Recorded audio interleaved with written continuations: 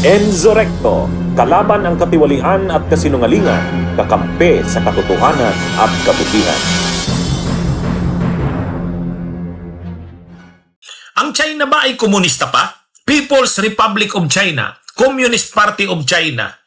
Pero ang tanong, ang China, nagninegosyo na, kapitalista na. Paano yan? Ngayong ang China ay kapitalista na, paano siya naging komunista? Ano ba talaga siya? Kapitalista o komunista? Paano mo ngayon yan i-reconcile? Komunista ang China sa pangalan, Communist Party of China, pero ang ginagawa nila, kapitalista. Ay di ba negosyante na ang China ngayon? Halos lahat nga ng bansa may mga negosyo ang China.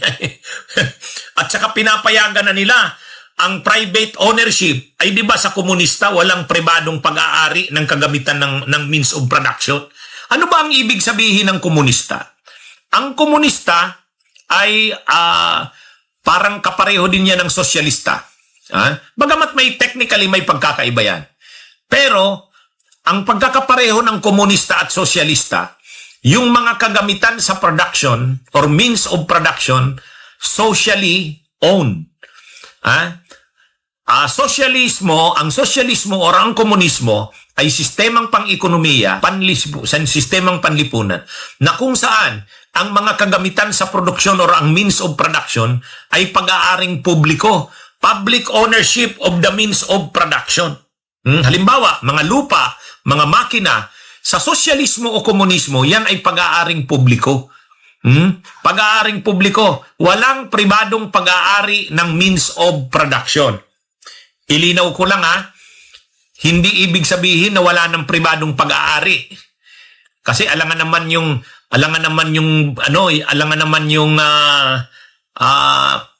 damit mo hindi sa'yo. Siyempre sa'yo yan. Pribadong pag-aari mo ang damit mo. Kung mayroon kang cellphone, siyempre pribadong pag-aari mo yan. Hindi bawal yan sa sosyalismo. Ang bawal lang na maging pribadong pag-aari yung means of production. I-correct ko lang kasi ang sinasabi, attorney, kapag sosyalismo at komunismo walang private ownership, mali. Pag sinabi mong sosyalismo or komunismo, walang private ownership ng means of production. Kasi publicly owned ang mga means of production. So, hindi naman inalis na ang private ownership. Yun lang sa means of production. Halimbawa, land.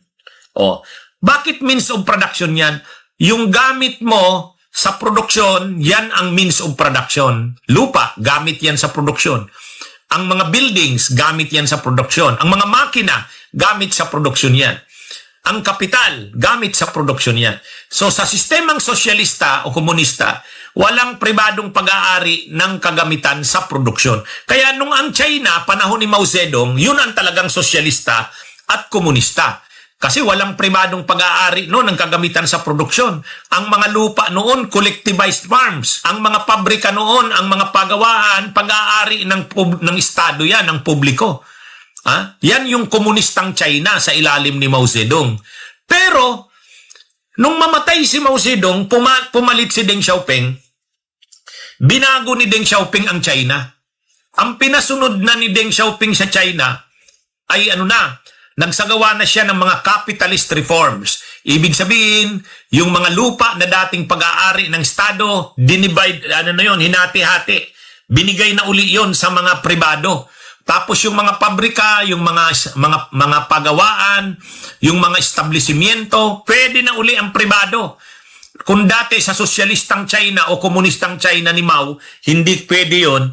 Si Deng Xiaoping, nung siya na ang leader ng China, ginawa niyang pinayagan niya uli ang pribadong pag-aari ng kagamitan sa produksyon. Kaya pag pumunta ka ngayon sa China, yung mga matataas na buildings, negosyo, lupa, mga pataniman, pati mga restaurants, hotels, pabrika, industriya, pribadong pag-aari na yan. Mayroon ding pag-aari ang Estado o ang gobyerno, pero pinapayagan na ang kapitalistang mga pag-aari.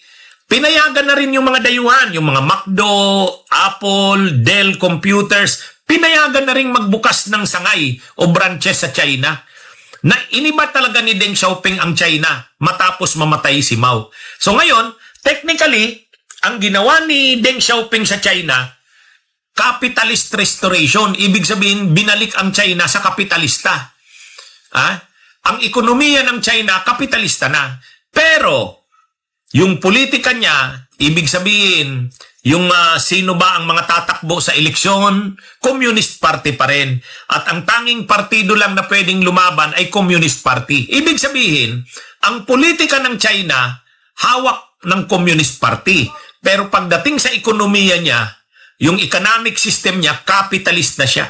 Sa katunayan, sobra-sobra na ang produkto ng China, kailangan niya ng manakop ng mga bansa. Kaya naging na siyang imperialista. So ano na pala ngayon ng China?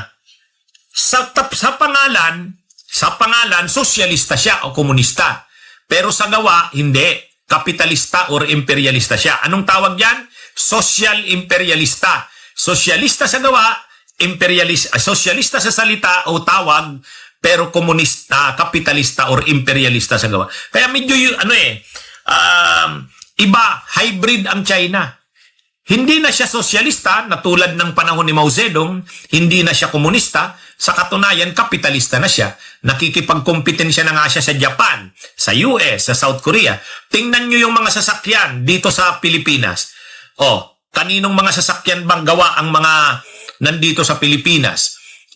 Nandito yung mga gawang Japanese, yung mga Honda, Toyota, Isuzu, Mitsubishi, may gawa ding Amerikano, yung mga Ford, may gawa ring mga Germans, yung Mercedes, ganyan. May gawa ding South Korea, Daewoo, Hyundai. Pero may gawa ring mga China. Yung mga mga Futon, mga ganyan, China yan. Yung electric cars ngayon na mabenta, BYD, China din yan. Kaya ibig sabihin, ang China ngayon ay kakumpetensya na ng mga bansang kapitalista. Mga kabunyog, mga kababayan. Kaya ang China, komunista pa ba siya o hindi na? Komunista sa pangalan, komunista sa tawag. Kaya nga Communist Party of China. Pero sa aktual na ginagawa niya, hindi na.